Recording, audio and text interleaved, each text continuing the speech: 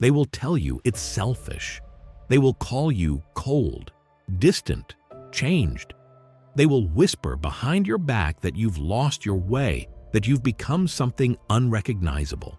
Let them. Because the day you finally, unapologetically choose yourself above all else is not the day you get lost. It is the day you are found. This isn't a motivational platitude. It's a fundamental law of psychological gravity, a truth so potent that it will shatter your old reality and forge a new one from the molten steel of your own will. This is the path of radical self-reclamation, a journey into the core of what it means to be a sovereign man. Welcome to Sigma Male Community, the one place that understands that the hardest battles are fought within, and that true victory lies not in conquering the world, but in mastering the self. Today, we delve into the profound psychological shifts that occur when you make this ultimate choice, guided by the timeless insights of the titan of depth psychology, Carl Jung. Prepare yourself, because what you are about to hear will not comfort the man you were. It will empower the man you are becoming. 1. The fracture of facade. That moment of internal collapse, the one where the life you've built feels like a hollow theatrical set, is not a sign of weakness. It is a moment of profound psychological integrity. Carl Jung identified the persona as the mask we present to the world. The good employee, the agreeable friend, the dependable son. It is a necessary tool for social navigation, but for many, it becomes a cage. You spend years polishing this mask, adding layers of compliance and accommodation until the reflection in the mirror is a stranger wearing your face. The fracture occurs when your authentic self, the deep, primal core of your being, can no longer supply the energy to maintain this elaborate lie. This is a psychic rupture, a violent and necessary rebellion of your soul against the tyranny of expectation. It's the gut-punch realization that the applause you've been chasing has been for a character, not for you, leaving your true self starved of recognition in the dark. This detonation of self-betrayal is the starting gun for your real life. The Stoic mind does not flee from this pain or label it as depression. It interrogates it. It recognizes this inner turmoil not as a pathology to be medicated, but as a critical message from the deepest part of your psyche. It is a summons to action. To ignore this signal is to consent to a slow spiritual death, to be consumed by the void you created by abandoning yourself. But to heed it is to initiate the most crucial individuation process. You must let the facade shatter. You must stand in the ruins of the life built on yeses you never meant, and understand that this devastation is not an end, but the clearing of land upon which you will build your fortress of self, one brick of authentic choice at a time. This is the essential chaos that precedes the creation of a sovereign man. 2. The uncomfortable synchronicity. When you finally choose your own path, dismissing the cacophony of external demands, the universe seems to conspire in your favor. This phenomenon, which Carl Jung termed synchronicity, is often mistaken for luck or coincidence, but it is something far more profound. It is not magic. It is the observable effect of a psyche coming into alignment. Synchronicity is a causal connecting principle where the inner world of your focused intent begins to mirror itself in the outer world.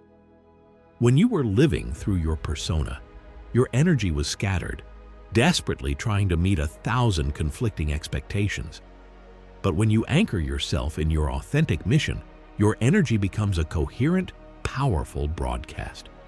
Your mind, no longer clouded by the fog of pleasing others, develops a razor-sharp perception for the opportunities and people that resonate with your true frequency. This is not a passive process of waiting for good things to fall into your lap. It is the universe rewarding radical self-honesty and unwavering focus. The obstacles do not vanish, but your relationship to them transforms. They are no longer dead ends that prove your inadequacy, but rather tests of resolve, opportunities to sharpen your will and clarify your purpose. The right mentor appears not by chance, but because you are actively seeking wisdom. The perfect resource becomes available not by luck, but because your directed action led you to it. This is cause and effect on a psychological and energetic level. Your internal state of sovereign focus acts as a gravitational pull. It draws in what is necessary for your growth and violently repels what is parasitic to it. The path clears not because the world changes, but because you finally stopped asking for permission to walk it. 3. Liberation through individuation. Carl Jung's core. The term individuation is the centerpiece of Carl Jung's entire psychological framework, and it is the most courageous journey a man can undertake. It is not about self-improvement in the superficial sense of adding skills or accolades. It is a brutal, often painful, and ultimately liberating process of becoming who you were always meant to be. It is the systematic dismantling of the collective programming, the shedding of the psychological skins that your family, culture, and society tailored for you without your consent. Individuation demands that you turn inward and confront what Carl Jung called the shadow, all the parts of yourself that you have repressed and denied because they were deemed unacceptable.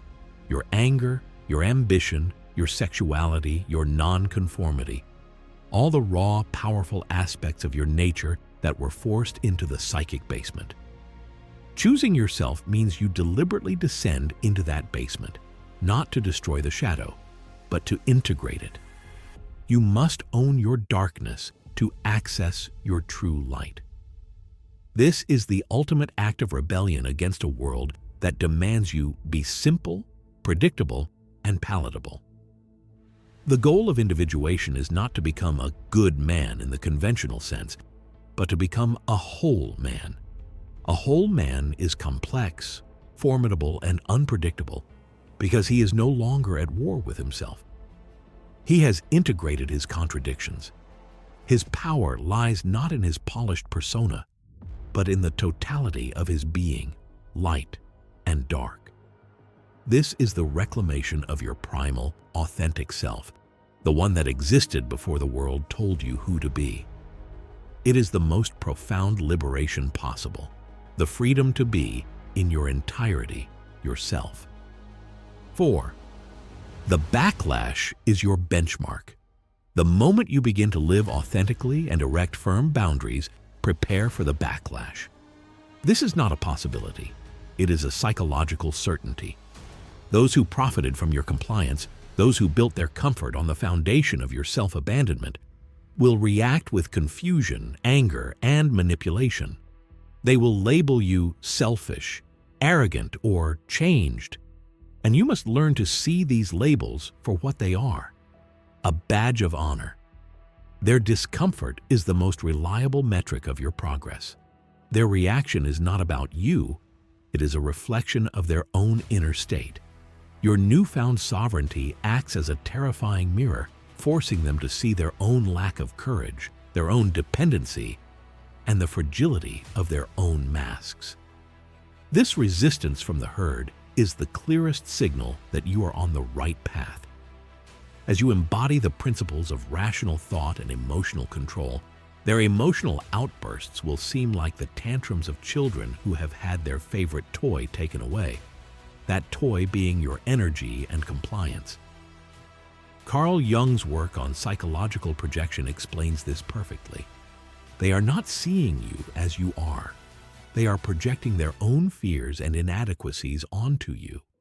The accusation of selfishness comes from the one who fears they can no longer take from you. The whisper of "you've changed" comes from the one who fears they can no longer control you.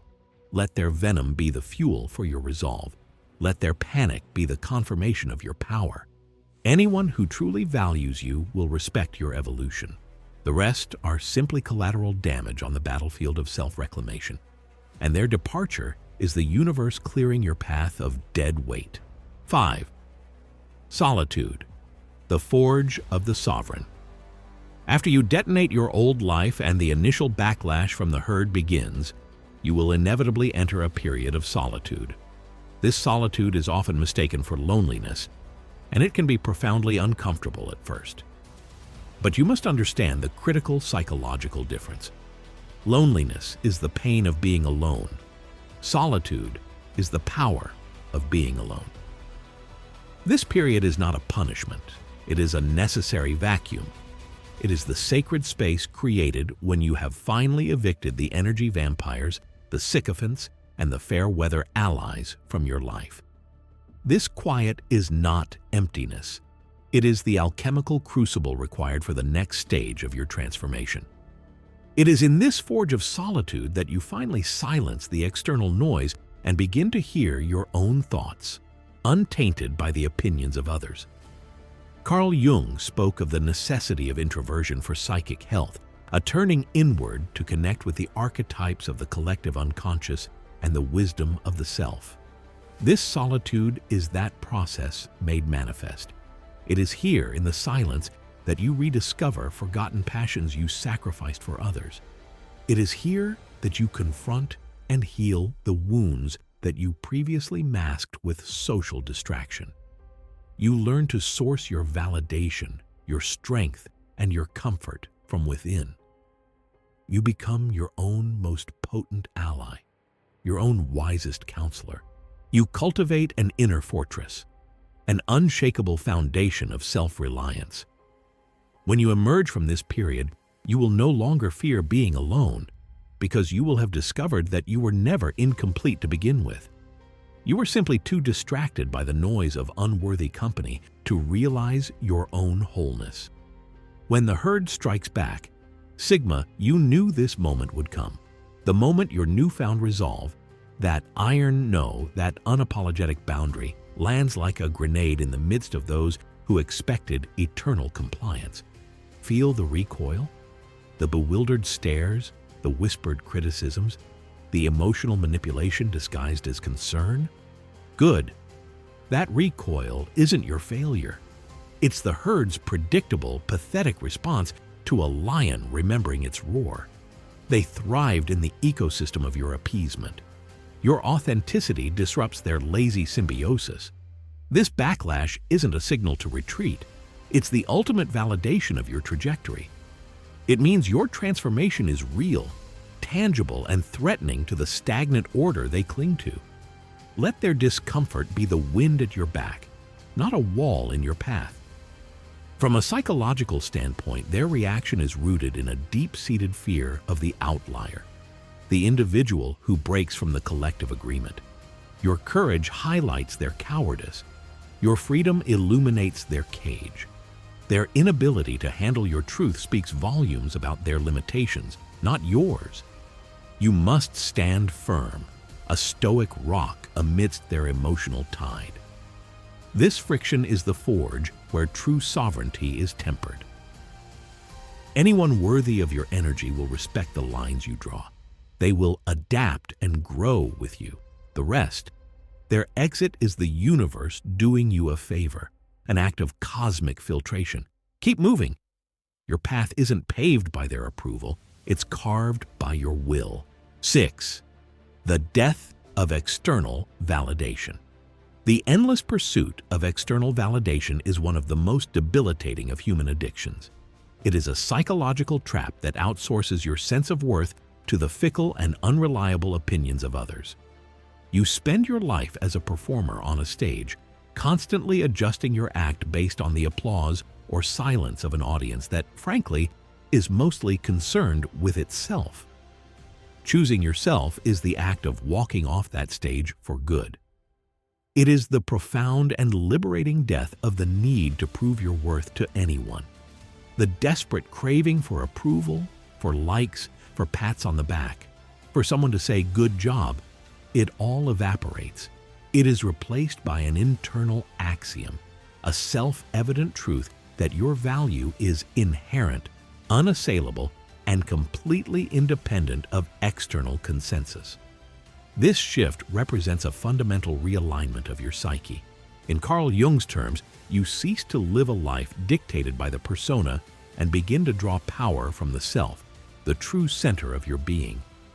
This is the source of genuine stoic fortitude.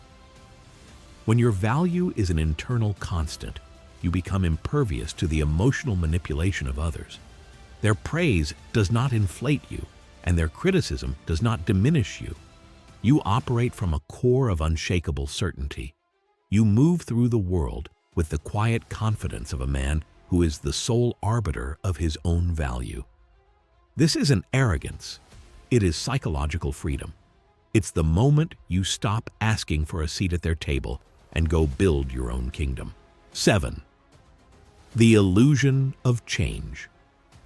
When the people from your past confront you, their most common accusation will be, "You've changed." You must understand this statement with piercing psychological clarity. They are wrong. You have not changed. You have stopped performing. You have reclaimed your true nature from beneath the suffocating rubble of their expectations. The person they are mourning never truly existed. It was a character, a meticulously crafted persona designed for their comfort and your survival.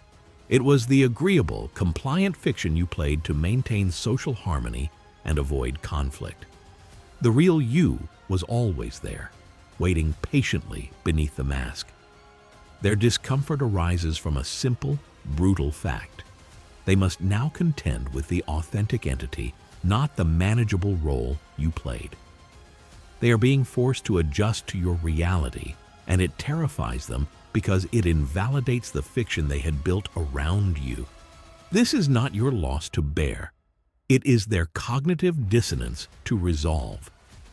The Stoic approach is to observe this without resentment.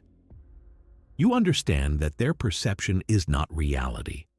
You are not the distorted reflection they see in their mirror of fear. You are the man who finally had the courage to drop the mask and breathe. Your transformation is not a betrayal of them, but the ultimate act of loyalty to yourself. 8. The courageous question ignites revolt. A full-scale revolution rarely begins with cannons and gunfire. It begins with a single, dangerous thought whispered in the quiet of the mind. For the man living a life of quiet desperation, that thought is, "What if I chose me?" This question, seemingly simple, is an act of psychological insurrection. It is the match tossed into the dry tinder of a life built on compromise, fear, and suppressed desire. It challenges every ingrained habit, every duty you accepted without question, every time you swallowed your truth to keep the peace. It is the genesis of your personal revolt against the colonization of your soul. Nurturing this question is the first and most critical step. Carl Jung believed that the conscious mind, the ego, had the sacred task of mediating between the inner world and the outer world. For too long, your ego has been a servant to the demands of the outside. This question marks the moment your ego begins to consider serving a new master, your authentic self. Do not underestimate its power. Let this question grow. Let it dismantle the mental prison you've inhabited, brick by brick. Your entire future, your entire potential for a life of meaning and power pivots on your courage to not just ask this question, but to begin living into its answer. 9. The source code of strength. For most of your life, you were conditioned to believe that power was something to be acquired externally. You chased it in job titles, in bank account balances, in the admiration of women, in the respect of men. You saw strength as a commodity that existed out there. The act of choosing yourself flips this entire paradigm on its head and reveals a devastatingly simple truth. Your true, unyielding, inexhaustible power was always in here. It was never in the status or the possessions. Those are mere trappings, fleeting and fragile. The real source code of your strength resides in the bedrock of your character, in your convictions, your resilience, your integrity, and your sovereign ability to stand alone when the entire world tells you to sit down. This realization is nothing short of a psychological rebirth. You stop outsourcing your sense of power. You cease being a beggar for scraps of validation from a world that doesn't care. You become the source. You become the fortress. Carl Jung would see this as the ego finally connecting with the archetype of the self, the organizing principle of the psyche that is whole, complete, and powerful. Life's challenges transform from threats that could topple your external world into mere opportunities to test and temper your inner metal. Your strength is no longer a performance for others, but an intrinsic state of being, a wellspring that you and only you control. 10. Past conditioning loses its fangs. Every man is haunted by ghosts. They are the ghosts of past obligations, the echoes of parental expectations, the invisible chains of societal shoulds and musts. These psychological constructs, or what Carl Jung might call complexes, operate from the unconscious, pulling your strings and dictating your choices with the power of fear and guilt. They are the reason you feel a pang of guilt when you say no, the flicker of fear when you contemplate a path your family would disapprove of. When you make the conscious, deliberate choice to anchor yourself in the present reality of who you are, these ghosts lose their fangs. Their power was always predicated on your unconscious obedience. By choosing yourself, you drag these complexes out of the shadows and into the light of your conscious awareness. You examine them with the cold, rational eye of a Stoic philosopher. You recognize that the desperate need to please the specter of your father, or the ingrained fear of disappointing your mother, is nothing more than outdated programming from a childhood you have long since outgrown. You stop justifying your present actions through the lens of past conditioning. The past is demoted from a deterministic force to a mere data set. You are no longer its prisoner. You sever the chains and begin to write your own code, operating from a place of present conviction and future vision, not buried trauma. 11. Carl Jung's awakening mandate. There is a quote from Carl Jung that serves as the ultimate battle cry for the man on this path. Who looks outside, dreams. Who looks inside, awakes. This is not a poetic sentiment. It is a clinical psychological directive. The life of profound fulfillment, power, and meaning that you crave cannot be found in the external world. To look outside is to live in a dream state, constantly chasing illusions. The illusion that the next promotion, the next relationship, or the next possession will finally make you whole. It is a dream from which you will only be awakened by disappointment again and again. The man who chooses himself understands this mandate implicitly. He stops dreaming and begins the hard work of awakening. Awakening is an inside job. It demands the courage to look inward with brutal self-honesty. It requires you to excavate your own psyche, to confront your shadow, to own your projections, and to integrate the disparate, conflicting parts of yourself into a cohesive whole. It means examining your deepest motivations. Are they truly yours, or are they the inherited ambitions of the collective? This internal excavation is the only path to authentic power. The dream is comfortable. Awakening is painful. But the dream leads to a life of quiet desperation and regret. Awakening, for all its difficulty, is the only path that leads to a life of genuine freedom and self-realization. 12. The stagnation trap is fatal. The greatest danger to a man's potential is not failure. It is comfort. It is the temptation to cling to the familiar, even if the familiar is a cage that is slowly suffocating your spirit.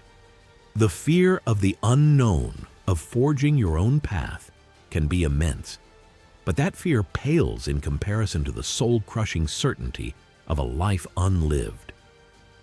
To remain in a situation, be it a job, a relationship, or a mindset that you have consciously outgrown, is not safety. It is a slow-motion suicide. It is the act of choosing stagnation over growth, a decision that leads to a bitter, resentful existence haunted by the ghost of the man you could have been.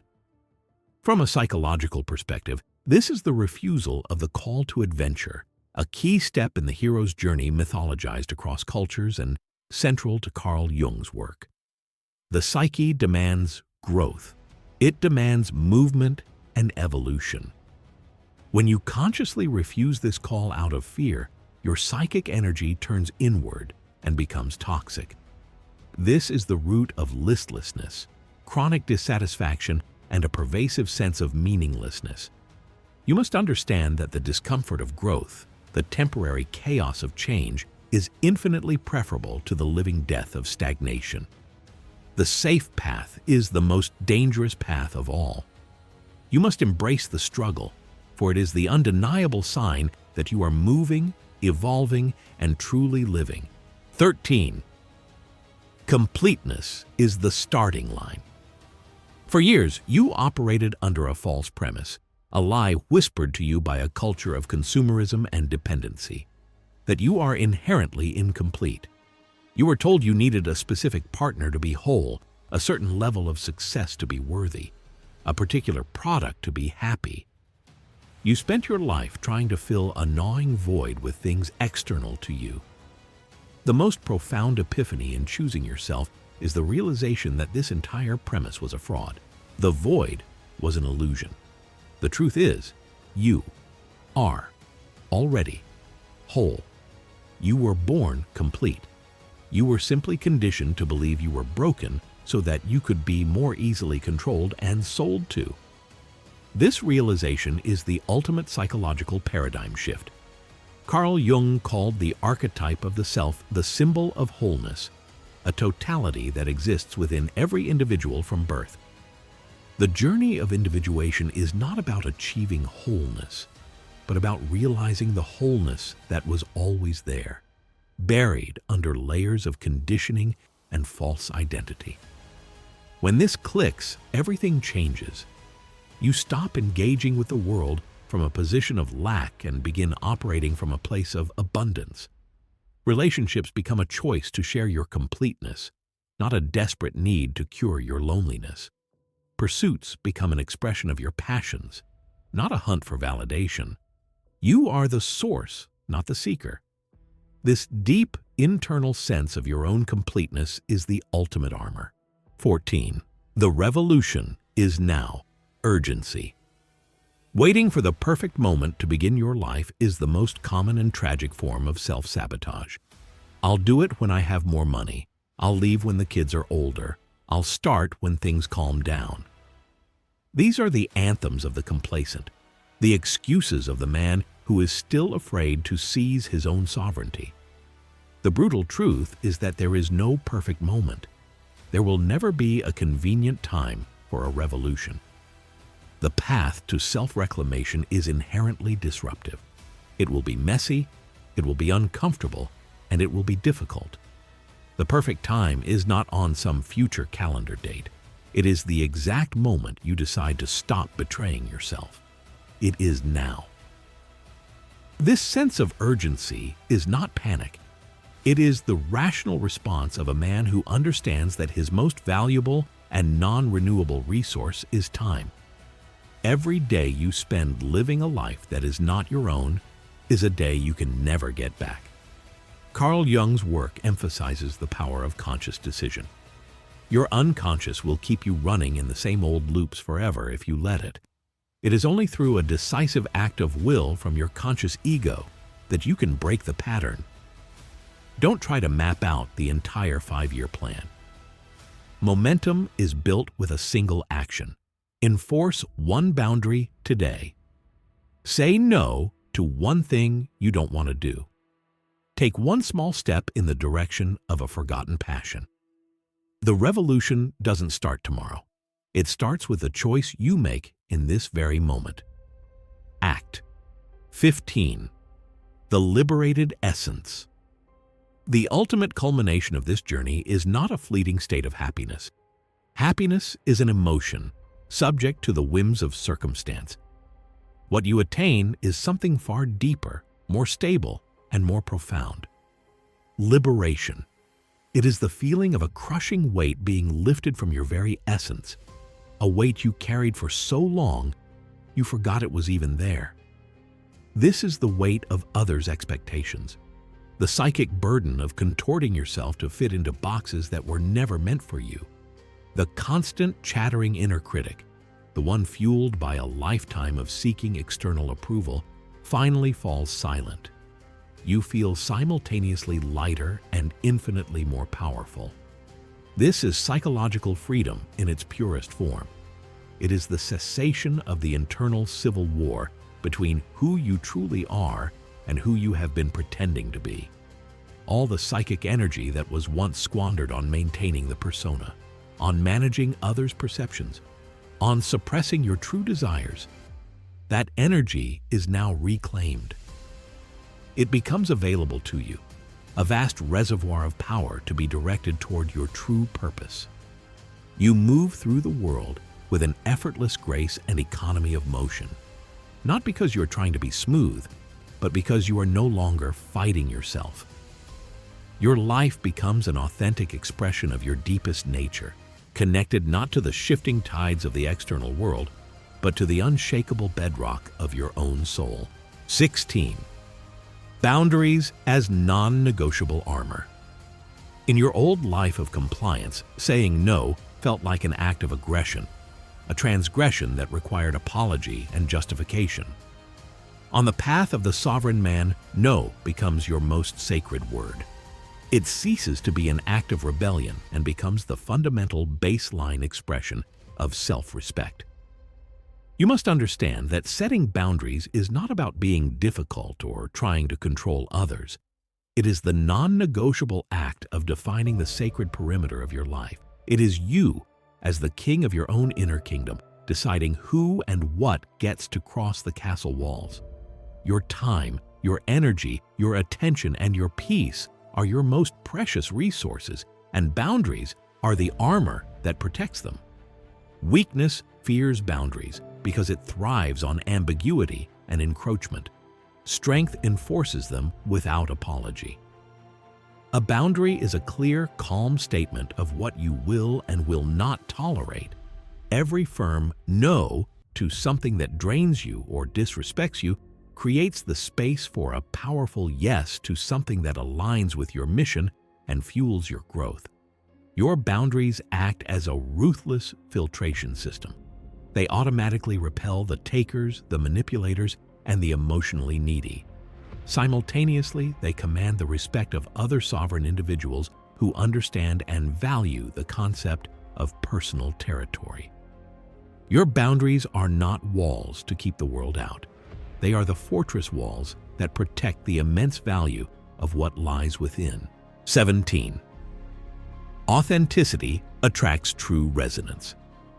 When you finally stop the performance, drop the persona, and begin broadcasting your genuine, unfiltered frequency to the world, something remarkable happens. The crowd thins.